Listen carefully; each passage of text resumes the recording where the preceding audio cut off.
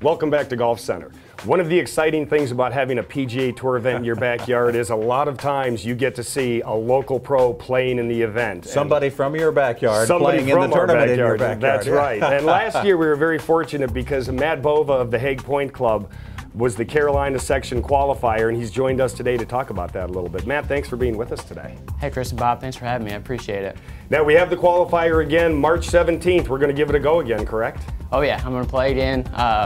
Once you get in it once, you just keep wanting to go back, and you just have a fire to get back and keep playing in it, that's all. Now, you two have each played in a PGA Tour event. We got to hear stories. What your favorite story from playing in last year's RBC Heritage?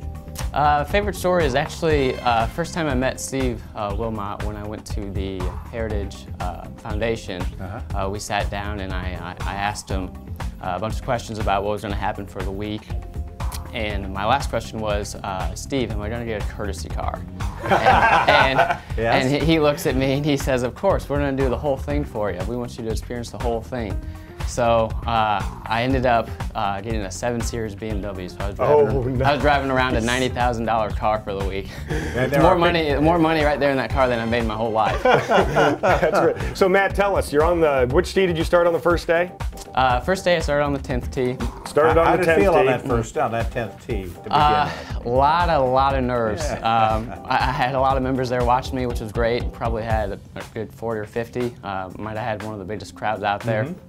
Took a lot of time before I pulled back the club. Biggest thing I was worried about was actually just teeing up the ball.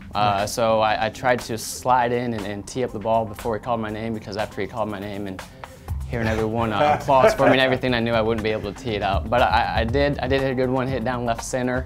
So once we got off the first tee, everything was good to go. The 10th hole is not a user-friendly hole at Harbortown, but number one for your first tee shot, I think, is even less user-friendly. I agree 100%. I was talking with my caddy, who actually works over at Haig Point 2. His name's Steve Barco. He works at the outside operations at the golf shop.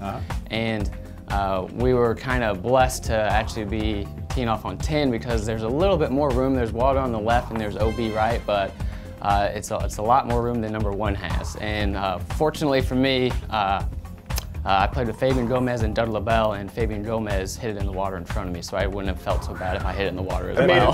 That made it a little bit easier. Two great guys to play with as well. You made it to the weekend. I did. I made it to the weekend because on our second day I teed off in the afternoon, and we get to 16, and it looks like the heavens are just about to unleash on us. So it started to pour down rain. A guy came out, one of the rules officials, and said, guys, go ahead and mark your ball. Come on in. We're going to not get back out today. So he asked me if I was going to come back and finish my round. And he asked the other 2 guys as well. Fabian wasn't going to because he was going to miss the cut. Doug, unfortunately, missed the cut as well, but he said he was coming back. And I looked at him and said, heck yeah, I'm coming back. Why wouldn't I? Want to keep that car for another day. That's right. Hit balls on the range. All right. So are you going to do anything differently to try to qualify this year? Because obviously now you know what's at the end of the road. This year, just doing the same thing, trying to get my game prepped for March 17th when the qualifier is. And if the weather's good, it's going to take a good number to get in. So, well, Matt, we wish you all the best, and we'll be keeping our eye on you March 17th. Thanks, Chris. Thanks, Bob, for having me. I appreciate it. You bet. Glad to have you here.